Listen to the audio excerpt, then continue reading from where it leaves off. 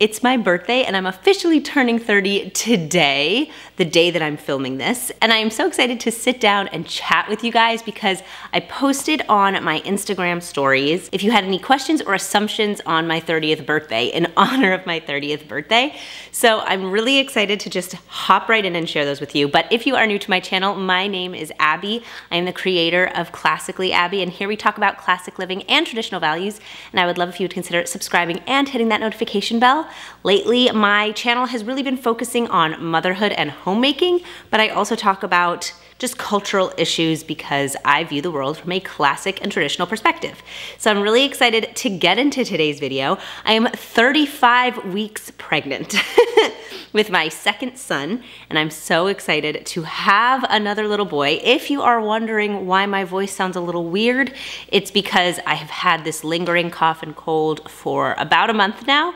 And I think that's just part and parcel of being pregnant, that being stuffy and getting sick lasts longer. But I'm really excited to just hop right into today's video, so let's just get started. Okay, so this video is gonna be assumptions and questions, so just as a heads up. But the first question I have here is, do you think your 20s will have been the best years of your life? Honestly, probably not.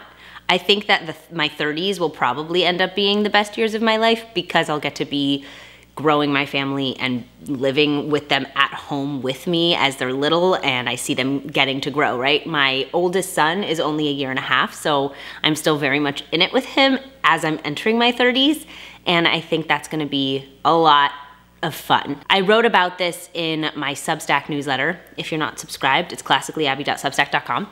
And I said, I feel like your 20s is all about kind of finding yourself and your worldviews, and your 30s is about living out those worldviews with confidence. And so I'm looking forward to that, of not just the anxiety and stress of figuring out what you believe and how you're gonna live that out, and instead embracing my 30s where I'm a lot less anxious, almost never anxious, and it's just about living out what I truly believe and knowing what I believe, and that's a really cool thing. So I don't think my 20s will be the best years of my life. Maybe my 30s. I hope that every decade gets better and better, but who knows? I am really looking forward to my 30s though. Do I feel 30? I am very pregnant and my body feels a little bit older just because you're in pain sometimes. Like I have sciatica with this pregnancy.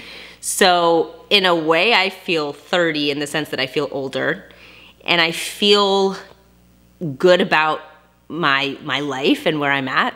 So maybe I do feel 30. I think I do. How many of your goals have you achieved from 20 to now? Any more for when you hit 40? So I've hit a lot of my goals for what I wanted to do between 20 and now. I've gotten married, I've had a child, I'm pregnant with another child, we own a home, we live near family, I've built a business, and it's really incredible. I mean, I wouldn't say that this was necessarily how I anticipated my life turning out when I was 20, because I was very much in the opera world at the time, but as I realized what the really important things are, I would say that my goals have definitely been hit. As far as what I'm aiming for when I'm 40, a bigger family, and just being more established in our lives. So that's what I would picture, that's what I would say. Here's an assumption, you only want 2 kids. No, I would really like to have a very large family. The only thing I'll say is that I've noticed that this time around, pregnancy is not as easy as the first time around, partly because I have a toddler to chase after, but partly because my body's a little older. So I'm praying to God that my pregnancies continue forward in a pretty healthy manner, and just continuing to take care of myself so that I can be as functional during my pregnancies as I can be. Will you add more singing or opera or lullaby content to your YouTube channel? I really want to. I just have to figure out the best way to go about it. If you have an idea for like the actual video structure, I would love to hear it. If you guys like kind of my semi music videos that I've made, I can keep doing that. But if you like something different, if you don't mind if I'm just singing in a room, like I'm happy to do whatever. But the singing stuff is the easy part. It's the video that goes along with it. Here's another assumption. You cook dinner every single night. I don't cook dinner every single night because we eat leftovers, but I do cook dinner for our family very often.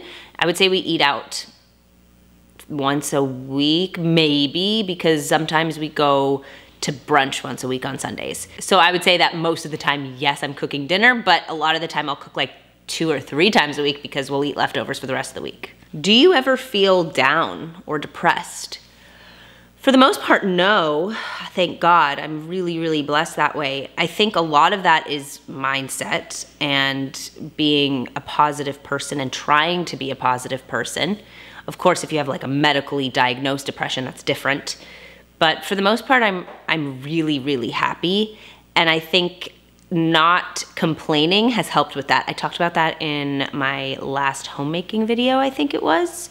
Just having a positive outlook will kind of force you to have a positive outlook, in the sense that if you complain a lot, it can actually make you feel more negative. I've found when I complained a lot because I just felt like, oh, I should complain a lot, that's kind of the culture we're in, then I did feel more down. But as I have moved away from that perspective and started to view things in a really positive way and be grateful for my life, I say most of the time I'm not down, thank God. What are the most important things you learned in your 20s?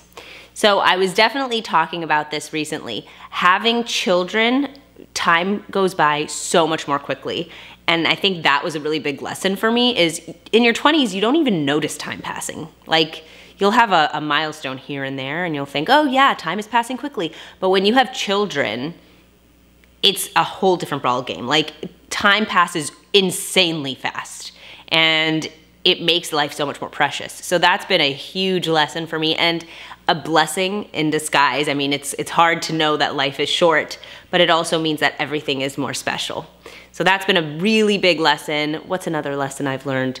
Reading is important, like actually reading. I took a break from reading for, I feel like 10 years between like 18 and 28. Okay, that's an exaggeration, but like somewhere in my 20s, I kind of stopped reading as much. And then I started picking up reading in the last couple of years, and I feel like I forgot how important it is. Like, how much I have learned in the last few years is incredible, and it just informs my perspectives so much more, and I feel like very confident about what I believe because I read so much. What are your favorite games to play? That's a good question, because as you know, my husband is a board game fanatic, so we have a lot of games that we love, but I would say some of my favorites are Above and Below. I really like that game. I like a game called Ghost Stories. I like a game called Caper. My husband and I play that together and it's really cute. So those are just 3 recommendations, but I can probably come up with more. What advice can you give people who are struggling with their faith? I mean, I've gone through definite struggles with my faith, and I think one of the big ones for me, and maybe this is something that you're struggling with, was I met certain people who called themselves religious who were not actually acting religiously, and so I associated the faith with these bad actors.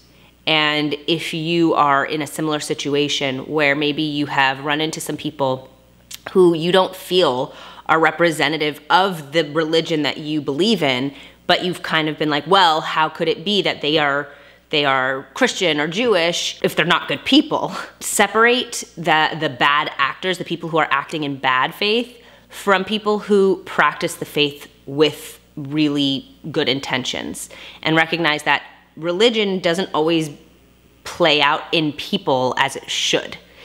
Once I made that distinction, I was able to embrace my religion, embrace my faith, and recognize that there are some people who fall short, and there are some people who use the term religious as a kind of wield it, even if they don't actually believe in the things that make them better people, the things that in the faith that make you better. So that's where I would start, because that was my big struggle. And then find a community that you connect with. I mean, that is always the most important thing. If you can find a community of people, I mean, that's really the outgrowth of what I'm saying. If you find a community of people who are living out their faith in a way that you like, and you can say, wow, I'm so glad that I'm religious because look at these people who I'm surrounded with, then I think you'll have a better connection to your faith as well. And always pray and talk to God and be open with God, because that's what he's there for, in a sense. Curious about your religious upbringing, and if you wanted to marry a Jew, raise your kids Jewish. So I was raised Orthodox Jewish. I was raised religiously. I went off the derech, which means basically I stopped being observant for a little while, but I always knew I wanted to marry a Jew, and I always knew I wanted to raise my kids Jewish. That was always very important to me. Even when I wasn't practicing, I knew that I wanted to come back to the faith, essentially. So that was part and parcel of my worldview. And I'm so glad that I did, because I have developed a really strong basis in my faith. Happy birthday, thank you. I would love to know your experience with weaning little man. So I actually don't know if I did a video about weaning. I took it very slowly. So here was my story about weaning. I didn't ovulate the entire time I nursed. Now that's not true for every person. It was true for me, and we knew we wanted another child. So we decided we wanted to wean little man when he was 12 months old, when he was a year old, because at that point he could switch over to cow's milk completely. And so what I did was, for the last month, 11 months, I would cut out 1 feed a week, because we were at 4 feeds a day. I was feeding him at breakfast or before breakfast. I was feeding him right before his nap. I was feeding him a little later in the day, and then I was feeding him at bedtime. So I cut out 1 feed a day, just based on my own preference. And then by the last week, I had 1 feed left, and that was how it went. It was not easy in the sense that he didn't want me to stop nursing him, because I nursed him to sleep a lot. So he would bite me when I was rocking him to sleep. But once he got used to it, he was okay. And it was not an emotional, I didn't have a huge hormonal shift. I think because we were already at 4 feeds, so it wasn't like I went from 8 feeds to 0, I went from 4 feeds to 0. And I did it really slowly.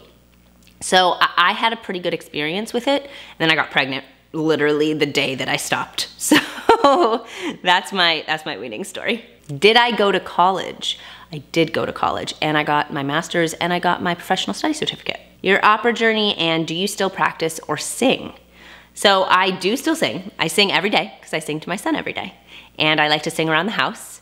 My opera journey I've shared on my channel before, so you can probably find that in a different video.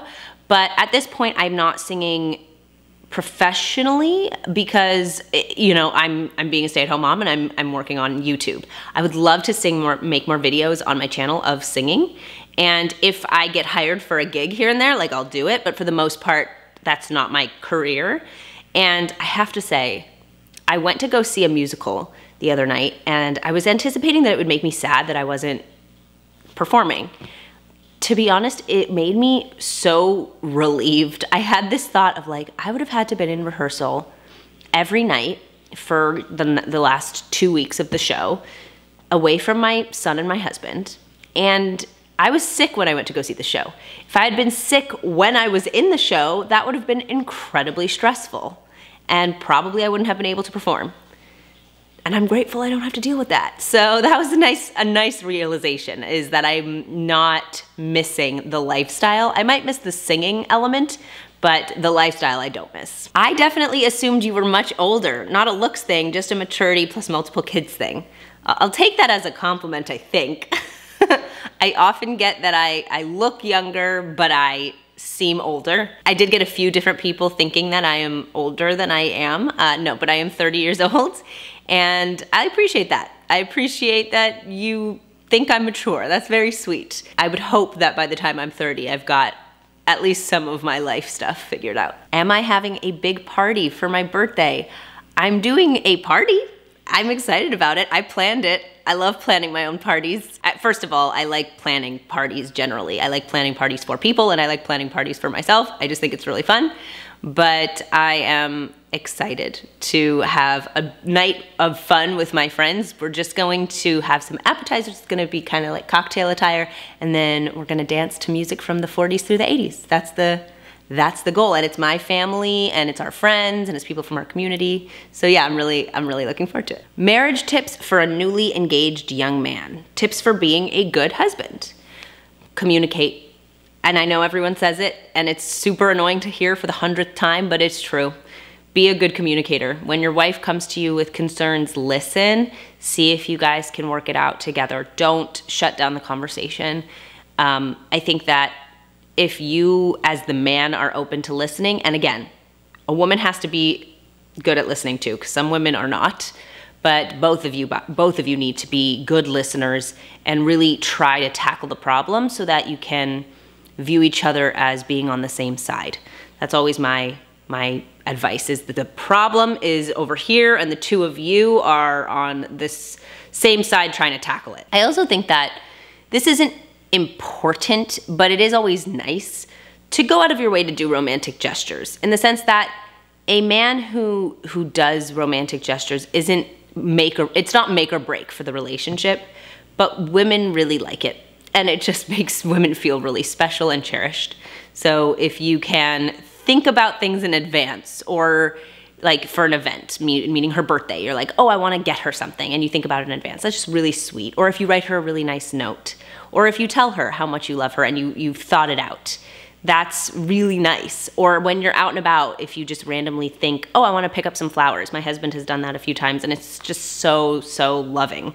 I don't think, again, romantic gestures aren't going to make or break a relationship, but they just are very sweet. Turning 30, what is the greatest accomplishment you've achieved so far in your life? I don't know if I like talking about things in terms of accomplishments. I would say the biggest thing I've done in my life is having my son.